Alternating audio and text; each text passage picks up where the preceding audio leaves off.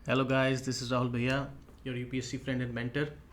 मुझे UPSC coaching की field में 8 साल से ज़्यादा का एक्सपीरियंस है और मैं कई बड़ी बड़ी कोचिंग्स जैसे वाजीरामन रवि और अनअकैडमी प्लस में पढ़ा चुका हूँ। तो आज का वीडियो मैं इसलिए बना रहा हूँ क्योंकि मेरे पास कई स्टूडेंट्स के मैसेजेस आ रहे हैं, खूब सारे मैसेजेस आ चुके हैं कि सर हम मॉक टेस्ट नहीं देना चाहते क्योंकि हमारे नंबर उसमें बहुत कम आ रहे हैं और हम लोग काफ़ी डिमोरलाइज्ड फील करते हैं। और जो हम बुक्स पढ़ के जाते हैं जैसे for example Laxmikanth for polity, spectrum for modern India, उसमें से क्वेश्चंस बहुत ही कम आते हैं। तो हमको लगता है कि हम जो पी वाई क्यूज़ हैं उन्हीं को अच्छे से सॉल्व कर लें और अपने नोट्स रिवाइज कर लें और जो बेसिक हमारी बुक्स हैं वो पढ़ लें और उसके बाद हम प्रीलिम्स दे दें। तो क्या क्या ये ठीक रहेगा? Right, so this is a serious issue dear aspirants, क्योंकि ये बात सच है ओके कि मॉक टेस्ट जो होते हैं वो उसमें कई टफ क्वेश्चंस डाले जाते हैं और उसमें कई सारे आपको फैक्ट्स भी मिलेंगे। राइट, तो स्टूडेंट्स कई बार उनसे परेशान हो जाते हैं और वो कहते हैं कि इससे अच्छा तो हम पी वाई क्यूज़ ही कर लें क्योंकि इस तरह के क्वेश्चंस तो आते भी नहीं है यूपीएससी में। तो क्या किया जाए? राइट, तो देखिए गाइस, जो पी वाई क्यूज़ हैं वो तो डेफिनेटली इंपॉर्टेंट होते ही हैं और आपको 2013 से तो करने ही है, हर हाल में उनको 3-4 बार रिवाइज करना है। जो उसमें ऑप्शंस हैं उनको भी देखना है, जो गलत ऑप्शंस हैं उनको भी देखना है क्योंकि वो भी फ्यूचर के क्वेश्चंस होते हैं। राइट, और अगर आप उससे पहले के भी 10 साल के देख सकते हो तो that is also very nice. And specially last के जो 3-4 साल के होते हैं वो सबसे इंपॉर्टेंट होते हैं क्योंकि उससे आपको ट्रेंड पता चलता है। ठीक है, तो अब जरा आते हैं कि मॉक टेस्ट का क्या बेनिफिट है। ओके, ये एक सीरियस इशू है।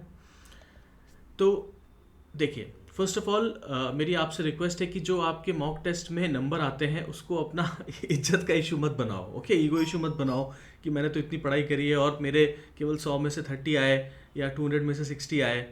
ठीक है, उसको ईगो इशू प्लीज़ ना बनाएं। देखिए, जो कंटेंट टीम होती है जो क्वेश्चंस बनाती है, स्पेशली जो मैं अच्छी बड़ी बड़ी कोचिंग्स की बात कर रहा हूँ, तो वो बहुत मेहनत करके वो लोग बनाते हैं। ठीक है, और जैसे फॉर एग्जांपल आपने तो केवल पॉलिटिकल लक्ष्मीकांत पढ़ी और आप टेस्ट देने चले गए, पर उनको पता है कि जो स्टूडेंट्स हैं वो लक्ष्मीकांत पढ़ते हैं तो वो उसमें से बहुत कम क्वेश्चंस देते हैं। ठीक है, उनके जो क्वेश्चंस होंगे वो दूसरी बुक्स में से होंगे। राइट, अगर आपको भी ये दे दिया जाए क्वेश्चन बनाने के लिए तो आप भी ऐसा करेंगे ना। आप कोशिश करेंगे कि आप ऐसा क्वेश्चन बनाया कि बच्चों को परेशानी हो सॉल्व करने में, तो वो पूछेंगे कि किसने क्वेश्चन बनाया, बड़ा अच्छा है। तो ये ह्यूमन नेचर है। राइट, और डियर एस्पिरेंट्स, उसका जो एक्सप्लेनेशन होता है आप उसको काफ़ी टाइम दें। राइट, क्योंकि उसमें आपको कई ऐसे बेनिफिट, कई ऐसे फैक्ट्स मिलेंगे ओके जो आपके लिए बहुत बेनिफिशियल होंगे। राइट, कुछ कॉन्सेप्ट्स भी होंगे जो आपको शायद ना पता हो। ओके, तो आप उनको अपने जो एग्जिस्टिंग क्लास नोट्स हैं उस पर आप ऐड ऑन कर लीजिए। राइट, उससे क्या होगा, आपका जो करंट नॉलेज बेस है वो बढ़ जाएगा। राइट, जैसे अगर वो यहाँ पे है तो वो यहाँ पे आ जाएगा। ओके, और जो आपको लगता है कि एकदम ही इररेलेवेंट क्वेश्चन है आप उसको स्किप भी कर सकते हो। तो प्लीज़ आप जो मॉक टेस्ट हैं उनको ज़रूर दें और मार्क्स की इतनी चिंता ना करें। राइट, जो एक्सप्लेनेशन है उस पर काफ़ी टाइम लगाएं। राइट, ये आपको बहुत हेल्प करेगा।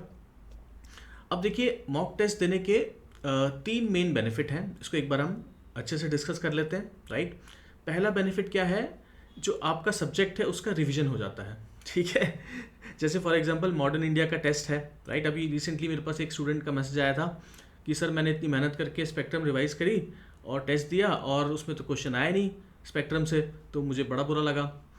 तो देखिए, आपका सब्जेक्ट तो रिवाइज हो गया, आपको कुछ एडिशनल बातें जो पता चली उनको आप एडिशनली नोट कर सकते हैं।